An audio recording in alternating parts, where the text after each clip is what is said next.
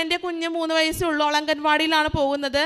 അവൾ എല്ലാ ദിവസവും പോകുമ്പോൾ മാതാവിൻ്റെ തൈലം കുരിശ് വരച്ചതിന് ശേഷം എന്നോട് ചോദിച്ച് വാങ്ങും. ചോദിച്ച് നെറ്റിയിൽ അവൾ വാങ്ങി കുരിശിട്ടിട്ടേ അവൾ പോകൂ. ഞാൻ മറന്നുപോയാൽ എന്നോട് ഇങ്ങോട്ട് ചോദിക്കും. അതുപോലെ അംഗൻവാടി ചെല്ലുമ്പോൾ അവളുടെ ടീച്ചർ പറയും, ഈ കുഞ്ഞ് എല്ലാ ദിവസവും കൃപാസന അമ്മയെക്കുറിച്ച് ഇവിടെ എല്ലാവരോടും പറയുന്നത്. അത് കേൾക്കുമ്പോൾ ഒത്തിരി സന്തോഷമാണ്.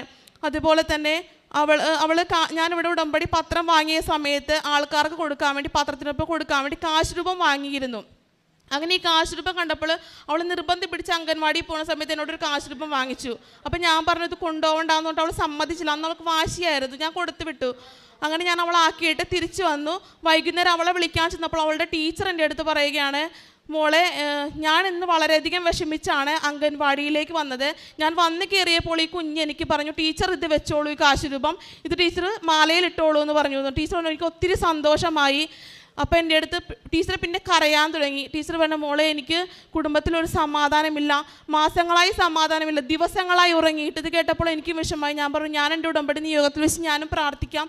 ടീച്ചറും ഇത് വെച്ച് പ്രാർത്ഥിച്ചു. ടീച്ചർ അക്രൈസ്തവയാണ്.